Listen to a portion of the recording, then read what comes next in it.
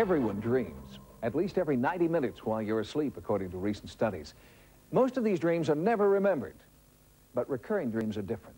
Images that replay in the unconscious mind over and over demand attention. So when one Chicago man had a recurring dream about murder, he knew it was time to call the police.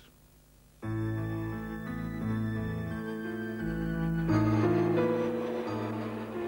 the winter of 1989, they began. The first one, I woke up out of a sound sleep, and the girls were screaming. They were telling me who did it, who's responsible for it. The dreams continued from there. In December of 1957, 15-year-old Barbara Grimes and her 13-year-old sister Patricia left their South Side Chicago home to see Elvis Presley's first movie, Love Me Tender, for the 13th time. They never made it. A month later, their bodies were found near a rural road. Autopsies ruled that the sisters had died of exposure, and the case was closed. 32 years later, in 1989, the case was just opening for Charles Byerly. It started like one a week, something like that, for about 4 months. And they started coming in color. Charles was only 12 at the time of the girls' deaths and had no conscious memories of the event. I didn't know the girls. I didn't know any of the family. I never lived in their area. I didn't know anything about them. So when I found out about it, I was kind of shocked that it was true. Charles has several recurring dreams. In one, the last terrifying moments for the Grimes sisters are replayed in detail. One of the dreams that was in color, there was a green Buick, I believe 1953, something like that. And one of the girls was in the front seat with the driver. I was in the back seat. They were drinking. The girls weren't drinking. Barbara knew who the driver was. She knew who he was because that's the reason they got in the car. The radio was going, you know, everything was fine. Everybody was laughing, having a good time, and then all of a sudden, it wasn't a good time anymore. It became serious. They were in trouble. It got worse as it went along. Everything became like a nightmare. It really wasn't considered a dream to me anymore because it all seemed so real, like I knew them or something. I've known them all my life, and I never did. You know, that's how close I became with them in my dreams. As the dreams became more frequent, Charles Byerly became convinced that he was being given a message. He sought out veteran Chicago area police officer Jerry Schultz. I honestly believe him. I have never been one to believe a dreamer before, but I honestly believe him. You know, he had his facts, and I had my dreams, and the two just seemed to go together. When we went to the area where the bodies were found, Chuck walked up to the area, right where the bodies were, became very tense. He was upset. He wanted to walk away from that area right there at that point. After looking at some pictures, I found out that this was the spot where the two Grimes sisters were found. This is one of several things that convinced me that his dreams, that they were in fact dreams and they could be very helpful in the case. I knew the spot because I saw the girls there in my dreams. The trees that come across, the dead branches and things that I saw in my dreams, they were there. So I knew it was in the right place. Some of the items that he has described to me as being found or being owned by the girls has never been detailed in any news media that I know. Okay, whether it be in a newspaper or through television or radio. One recurring item in his dreams was a special piece of jewelry, a ring that Patricia liked to wear. I was in a small shack, and I looked up on one of the beams in the corner. And on the very top of the beam was her ring. Later on, I found out that she received the ring for a gift. You know, either on her birthday or Christmas or something like that. And it meant a lot to her. I believe it is a common thing for people that are deceased to try to communicate with people, you know, through their dream state. Psychic Jory Ann and paranormal investigator Howard Heim were called in to investigate the places Charles has been drawn to through his dreams. Heim recorded environmental anomalies in the area, while Jory Ann voiced her psychic impressions. feeling stab wounds. You're feeling somebody getting stabbed. Based on my experience, I do believe that the girls are trying to communicate with Charles about exactly what happened to him and why. This is a strange universe that we live in. We don't have all the answers. Maybe the spirits of the dead girls are reaching out in an attempt to obtain justice. Or maybe the living relatives of the girls are unconsciously reaching out to this dreamer in an attempt to obtain justice. One night, I had a dream that Barbara was whispering in my ear, not to give up. Said, just keep looking. Your dreams, remember your dreams and everything. Everything's going to be okay. No one knows how Barbara and Patricia Grimes were killed, but Charles's dreams have provided new clues that could lead to a murderer. I would like to see the case reopened. The murderer or murderers are still out there if they haven't died yet. And that's one of the things that Chuck has brought to my attention, that the individual that is involved in this wants to confess. He wants to bring it out. He wants to clear his conscience before he dies. If the case is reopened, it would give legal credence to the idea that our subconscious somehow knows things that our conscious mind does not. For Charles Byerly, finding the killer would not only be a public triumph, but also a personal relief. Maybe the dreams will stop. I won't have to think about this anymore. Maybe they can rest in peace. If I'm still dreaming about them and they're still coming at me like this, maybe they're not resting at all. Maybe they want it solved. Officially, it's case closed for the 1957 deaths of two teenage girls in Chicago. But based on the information provided by Chuck Byerly, Detective Jerry Schultz is now trying to obtain a court order to reopen the case and exhume the bodies. We'll bring you the results of his efforts on a future episode. Coming up next, a psychic healer's gift. In medicine, if we were to give a drug and get this kind of response, it would be a miracle. Hey, see this number? Remember it well. 1-900-911-1900. Is a number to our ultimate bargain where each week we'll be giving away $9,000 worth of products. Now get it, you could buy products ranging from $3. She was dead. One drama that'll keep you riveted. Tell them this is going to be very expensive.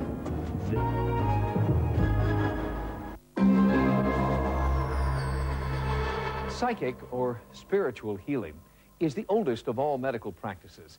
It was an essential part of the healer's art before drugs and vaccines and sophisticated technology replaced the simpler remedies. But now science is returning to the old ways because sometimes they're the only ones that work. Henry Rucker doesn't know why he has the power to heal some people, but he remembers having a special gift from an early age. I went to a hospital at 10 years old for a tonsillectomy. I woke up and I couldn't stay in my body. I'd find myself on the other side of the room looking at me, and it panicked me. And I thought I was dying or was dead. And I tried my best to stay in my body, and finally I dropped off to sleep. Author Joyce Elaine Knoll details Rucker's amazing healing powers in this book, considered the definitive text on African Americans with psychic powers. He has an ability to adjust people's energy fields or areas of blockage that a person has that is causing an illness and making them unwell. 30 years ago, Aisha Grice's doctors presented her with a fait accompli. She had an eye disease, retinitis pigmentosa, and was going to be blind. But then Aisha met Henry Rucker at a spiritual retreat. I got a healing from him and didn't realize it until I went back to the hospital for my regular checkup. So after he worked on me, then the doctors decide that they've made a mistake. I can see and I can drive, and I drive at night as a result of my contact with Henry Rucker. But can Rucker's psychic powers be proven scientifically? Henry, in 1 or 2 sessions with a patient, can do more than any psychiatrist or psychologist I've ever known in my life could do in weeks or months of therapy. Dr. C. Norman Shealy is a Harvard-trained neurosurgeon who has become increasingly disillusioned with conventional medicine. 85% of physicians are honest, caring individuals. Unfortunately, they have been brainwashed from the day they entered medical school They mean well. They want to help people. They just forget that people are spiritual beings. They're not just machines. Henry Rucker has worked with Dr. Sheely and his patients on a regular basis since the two first met more than 20 years ago. December 19th, 1972, I went to Henry's office and I spent 3 hours for a 1-hour appointment. So he challenged me. He said, well, I understand that you're a psychic. Tell me about myself. Well, I told him about himself and his family. And I was impressed enough with Henry that I asked him to come up to my clinic to see how good he was at really intuitive diagnoses. And he was excellent. Rucker has reportedly healed hundreds of Dr. Sheely's patients. Sightings sent a team to the Sheely Institute in Missouri to see if we could document Rucker's healing power as he worked with 3 women suffering from chronic pain. Blood is drawn before the healing. Dr. Sheely believes that an increase in the level of a hormone called DHEA will indicate Rucker's level of success. People with deficiencies in DHEA have all the major illnesses, heart disease, diabetes, depression, you name it. If the DHEA goes up on these patients, any one of them, even 10% in such a short period of time, I will consider that a near miracle of healing, because DHEA really doesn't change significantly on a day-to-day basis. Very seldom have I worked on a person that didn't feel better in some way. I can hardly remember a time when that happened. For the most part, something happened every time I made a healing effort. You have to keep in mind that my thing is a spiritual thing, and that I really don't have a personal control over what happens. Intuitively, I feel very strongly that these 3 people are going to be helped tremendously. Immediately after the healing sessions, blood was drawn again. After independent lab testing, Dr. Sheely shared the results with his patients. Amazingly, in each case, the level of DHEA increased substantially after Henry Rucker applied his healing technique. In medicine, if we were to give a drug and get this kind of response, it would be a miracle. I know of nothing that one could do, especially with a single shot, so to speak, in which you could raise DHEA 100% or 55%. So I think this is the most startling evidence of spiritual healing having a biochemical effect upon the body that one can imagine. I see this as a healing ministry. In my ministry, most of the people that I have sought to help have truly been helped, whether it be emotionally, whether it be a cessation of pain, and sometimes it was almost like a miracle. The DHEA tests conducted by Dr. Sheely only seem to confirm what patients have been saying about Henry Rucker for more than 25 years. Henry Rucker healed my eyes and didn't charge me a dime. I didn't get a bill in the mail. I got hugs and kisses when I told him that it worked. Results like those demonstrated by Henry Rucker have not gone unnoticed by the mainstream medical community. Recently, the National Institutes of Health announced a large-scale plan to study alternative therapies, including Tai Chi, Navajo healing, and the laying on of hands. The Russian equivalent of Cape Canaveral is called Star City. Until recently, it was closed to outsiders and jealously guarded its outer space secrets. But in the wake of Glasnost, a Sightings investigative team was invited to Star City.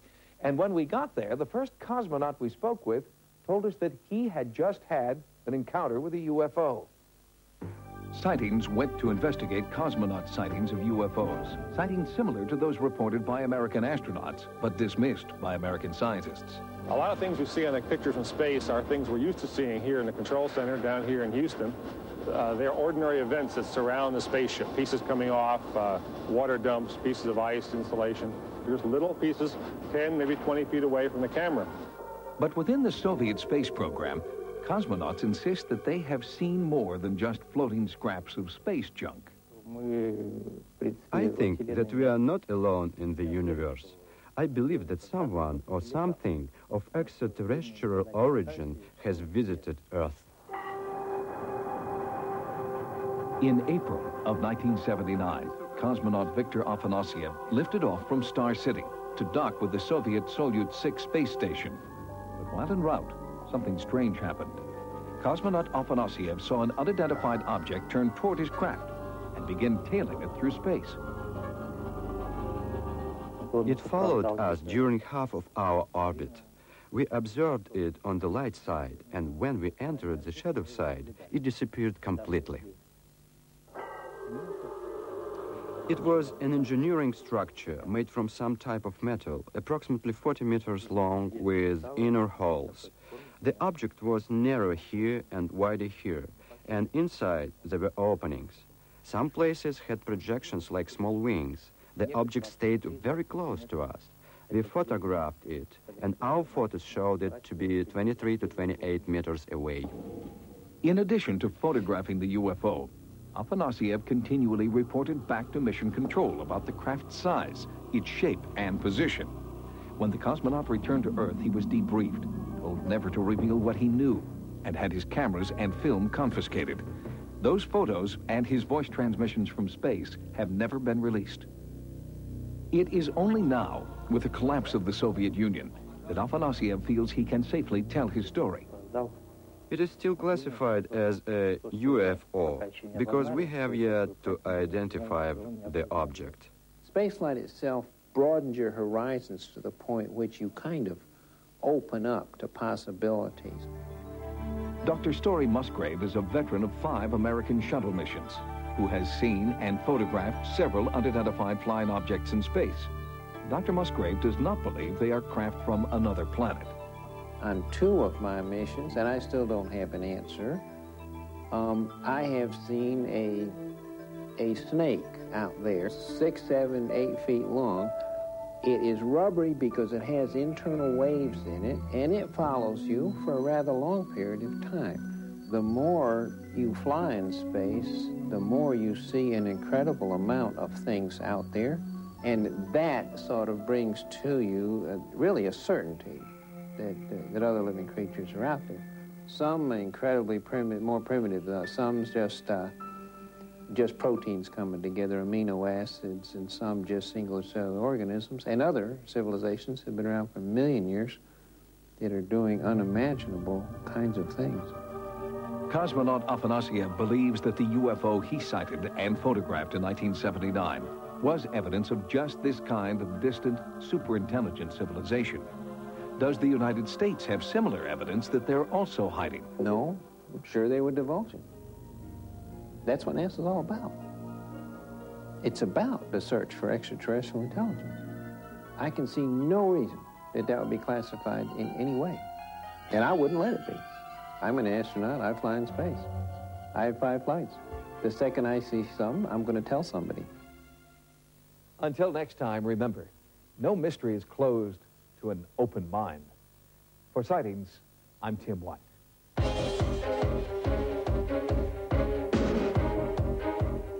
What can you do to solve the backache? Find out in Health Matters, coming up in a while.